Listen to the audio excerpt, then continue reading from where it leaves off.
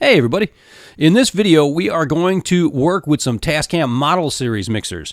And what we're going to demonstrate applies to either the 12, 16, or 24, and to any sounds you plan to record, be they music or whatever.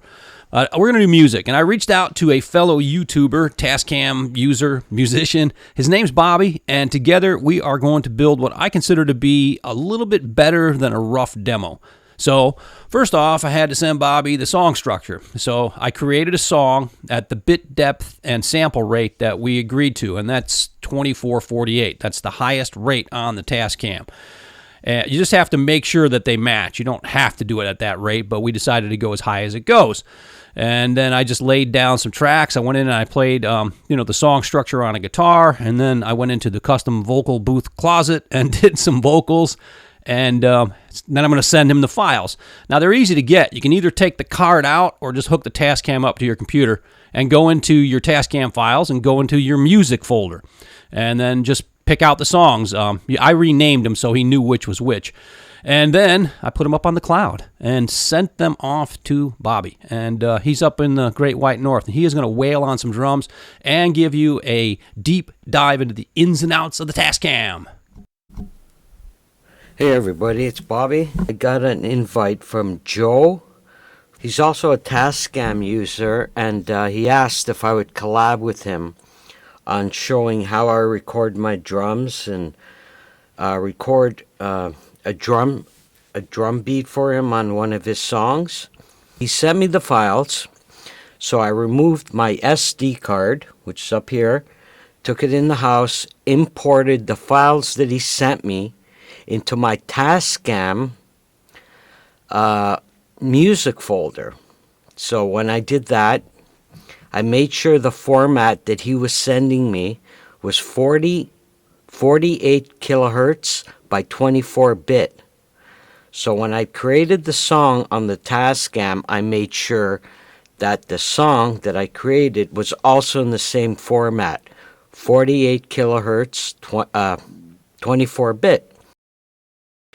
And then you go to the menu and you import the files, and you'll see all the files on your music folder.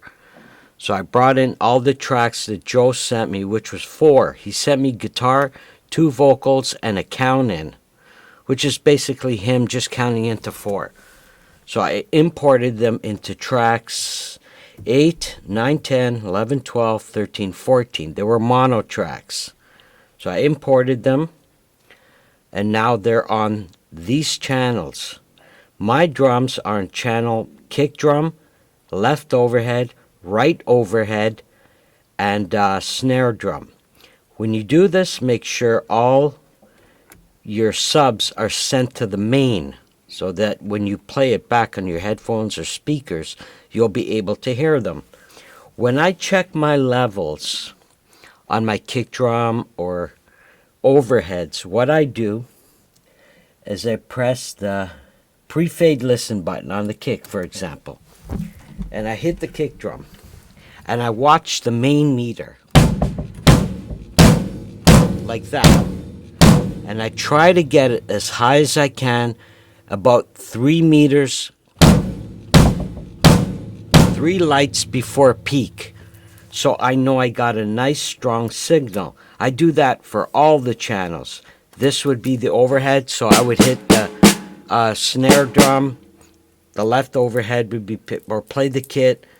The left overhead would pick it up, and I try to get them as high as I can. The way you do that is with your gain knob. So for the kick, if I needed it up more, I'd move my gain knobs up. I add a little bit of compression to each channel, about 9 o'clock, just to eliminate the peaks if there's any. As far as the EQ, I adjust it to my headphones. Basically, what you do here is only what you're hearing in your headphones. It makes no effect on the recording. Same with the effects. Make sure you arm your tracks. So if I wanted to record this song that Joe sent me right now, I would arm the tracks, record the song. When I'm happy with it, shut this off. And when you're recording, you're going to have this on live. So all of these on live. What I'm listening to, Joe's tracks, I would have them on MTR, multi-track recording, so I can hear his tracks. When you're recording, you arm the tracks. When you're ready to go, you hit record. It'll start recording. When you're finished recording, press stop again, goes to the beginning. When you want to hear what you've done, press play. It'll start playing. And once you're done recording, you move these switches, the multi-track recording, play it. If you're happy with your performance, that's all you have to do. The next move that you have to do is shut the unit down.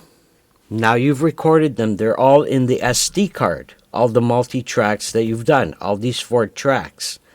So I remove these, take it in my house on my desktop, save them to a folder where Joe Studio on the Stick folder.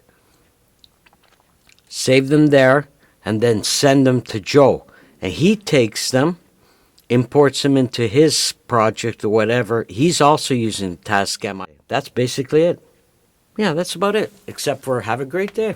Bye.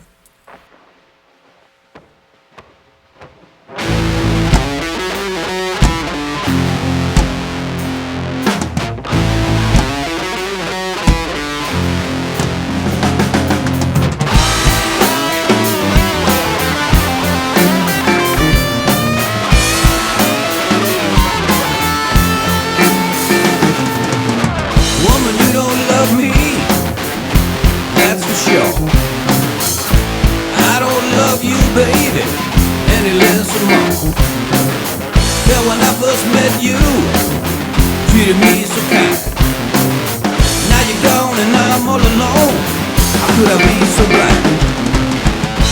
Times have changed, little girl. Things are not the same. Not around to be your clown. Play a foolish game, no.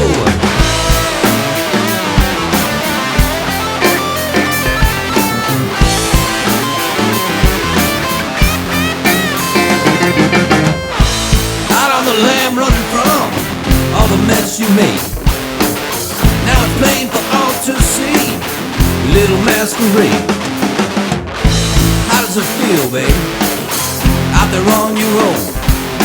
Your medicine don't taste so good when you're all alone.